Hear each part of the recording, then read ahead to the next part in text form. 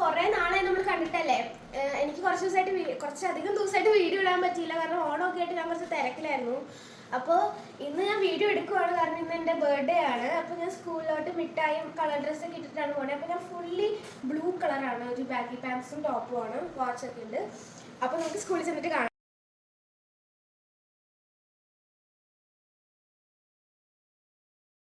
Happy birthday